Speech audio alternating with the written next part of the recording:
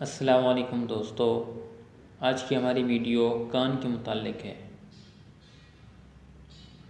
اللہ تعالیٰ کی عطا کردہ نعمتوں میں سے ایک عظیم نعمت کان ہے۔ حواس خمسہ یعنی ہاتھ، ناک، آنکھ، کان اور زبان میں سے کان بہت اہمیت کا حامل ہے۔ انسانی کان 3 حصوں پر مشتمل ہوتا ہے، جس میں بیرونی کان، درمیانی کان اور کان کا اندرونی حصہ شامل ہیں۔ کان کا وہ حصہ جو باہر سے نظر آتا ہے بیرونی کان کہلاتا ہے۔ بیرونی کان سے ایک سوراخ اندر کی طرف جاتے ہوئے کان کو ایک ایئر ڈرم سے جوڑتا ہے۔ ایئر ڈرم کا پچھلے والا حصہ درمیانی کان کہلاتا ہے۔ ایئر ڈرم کے بعد کان میں ایک جھلی دار میدہ ہوتا ہے جو سیب کی صورت میں ہوتا ہے، اسے اندرونی کان کہتے ہیں۔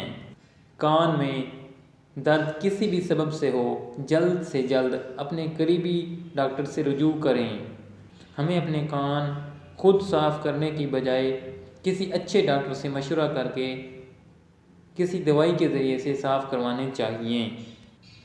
کھٹی اور ترش اشیاء، تربوزہ، پپیتا اور کھیرے کا استعمال ہرگز نہ کریں، کیونکہ ان غذاؤں کے استعمال سے ریشہ ہونے کے مواقع بڑھ جاتے ہیں جو کانوں سے متعلق مسائل کو اور زیادہ بنا دیتے ہیں۔ بچے، بڑے اور بوڑھے سب کے سب غفلت اور لاپرواہی ہرگز نہ کریں۔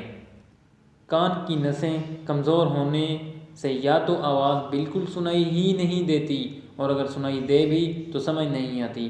اور آخر میں آپ سب دوستوں سے التماس ہے کہ اپنے کانوں کی صفائی کا خاص خیال رکھیں۔